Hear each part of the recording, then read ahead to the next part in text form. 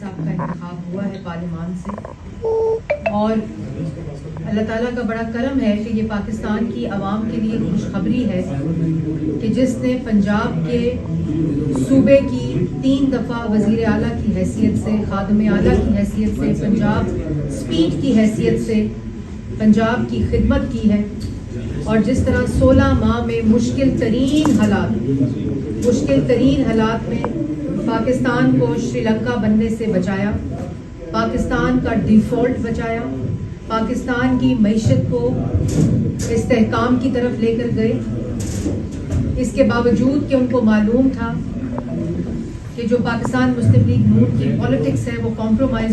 اور اس شخص کو موقع دیا گیا ہے کہ وہ پاکستان کے عوام کی خدمت کریں ان مشکل حالات میں۔ آج آپ نے دیکھا کہ پارلیمان کے اندر پاکستان کی جو ایلائز جنہوں نے ووٹ دیا وزیر اعظم شہباز شریف صاحب کو،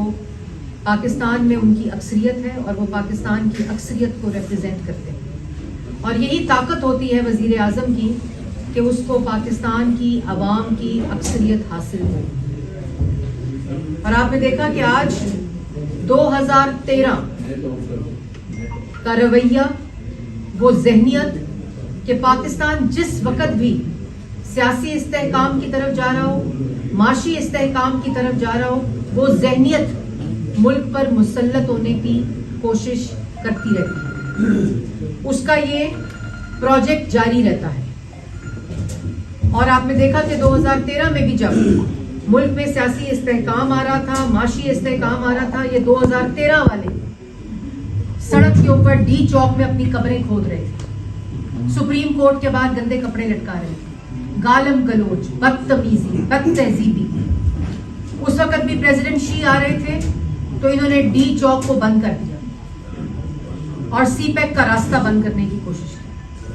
اسی طرح جب ملک پہ مسلط ہوئے آر ٹی ایس کو بٹھا کر آج دھاندلی کے اوپر لیکچر دیتے ہیں۔ آر ٹی ایس کو 2018 میں بٹھا کر نواز شریف کا مینڈیٹ چوری کیا گیا اور ملک پر مسلط ہو کر سی پیک روکا، ملک کی ترقی روکی، ملک کو مہنگا ترین کیا، ملک کے اندر نالائکی، نااہلی، چور بازاری کا بازار گرم کیا، کرپشن کا بازار گرم کیا۔ میں نہیں کہہ رہی، ٹرانسپیرنسی انٹرنیشنل کہہ رہی۔ اور آج پھر یہ جو 9 مئی والے ہیں یہ پارلیمان میں پہنچ گئے۔ پہلے پارلیمنٹ میں حملہ بار سے کیا تھا، پی ٹی وی پر حملہ بار سے کیا تھا، آج پارلیمان کے اندر